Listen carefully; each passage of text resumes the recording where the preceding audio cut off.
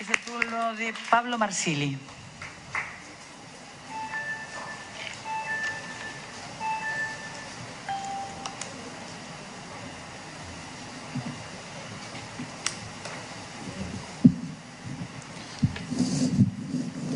Buenos días a todos. Gracias por la oportunidad de presentar nuestro posicionamiento y por el debate que nos enriquece a todos.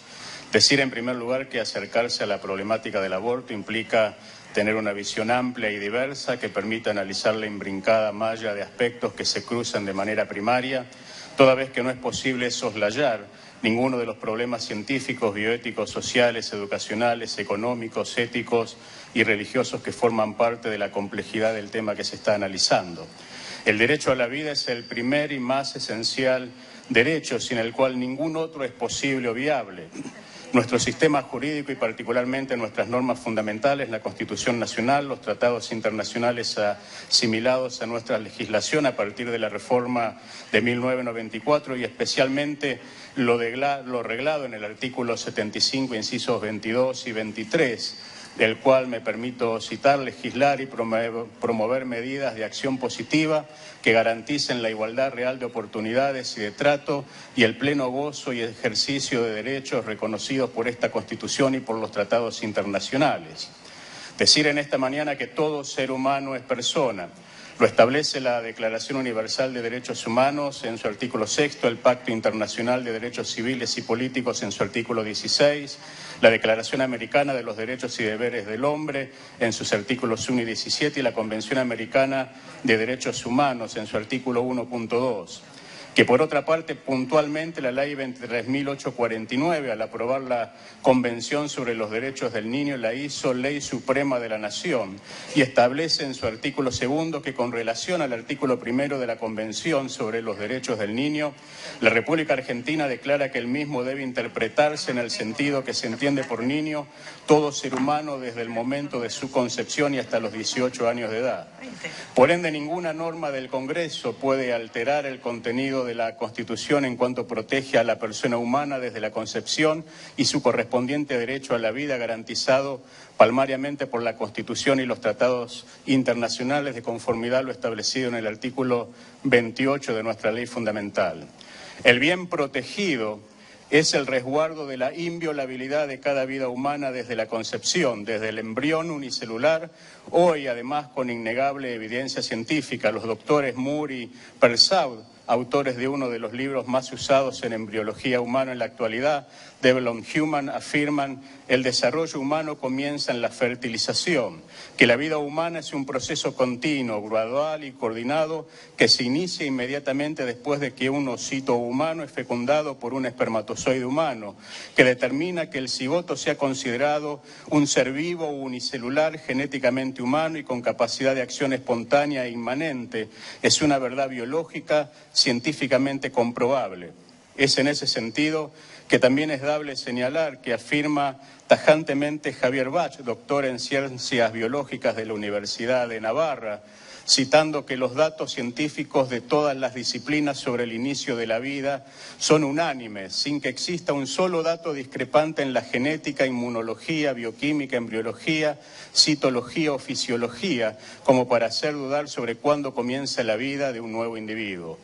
El bien humano ético, jurídico a tutelar, con un resguardo integral constitucional, penal y civil, es el derecho a la inviolabilidad de cada una de las vidas humanas.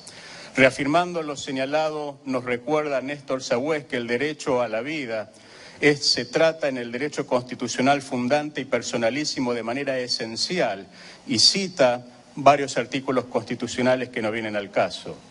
A la fecha hay una plena coincidencia entre lo que dicen las normas de nuestro derecho interno y la vida tutelada, amplia y acabadamente por las leyes argentinas y lo que establece empíricamente la ciencia.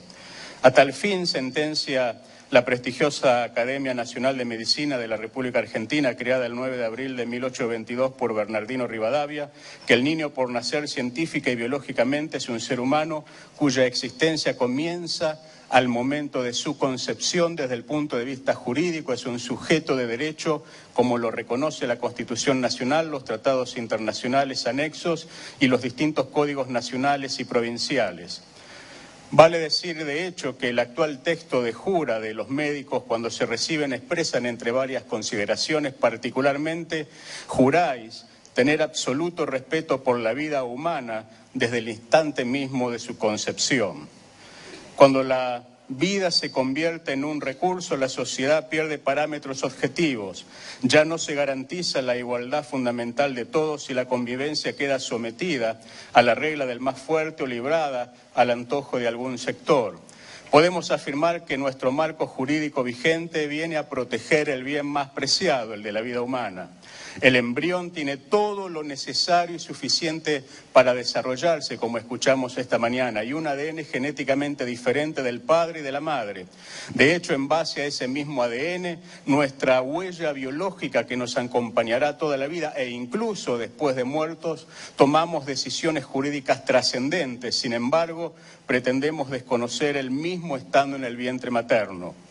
Como dijimos, toda vida es digna y su valor no depende de su capacidad de sentir, de expresarse o de lo que opinan los demás. El hombre es el único ser absolutamente libre del universo, pero siguiendo a León Correa podemos afirmar que la cuestión del aborto no es únicamente un tema de autonomía de la voluntad, sino fundamentalmente de protección a la vida del inocente y del por nacer. Creemos que en una sociedad humana e inclusiva, que nos proteja a todos, todos tenemos derechos.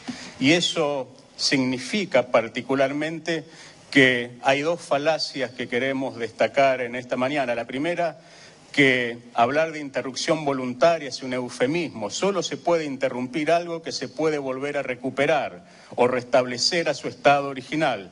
No se puede aplicar este concepto a la vida humana. La mujer que recurre a considerar la posibilidad del aborto es un símbolo más del fracaso social.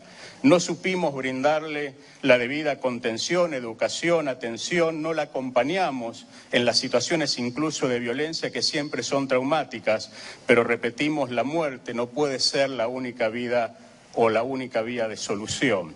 Afirmamos que, tal como dice nuestro preámbulo, Dios sigue siendo fuente de toda razón y justicia y apelamos a que todos los honorables diputados que debatirán sobre los diferentes proyectos y aspectos que estamos escuchando recuerden que toda vida humana es persona y que todos requieren de nuestra legislación la protección por igual. Muchas gracias, señora presidenta. Gracias a usted.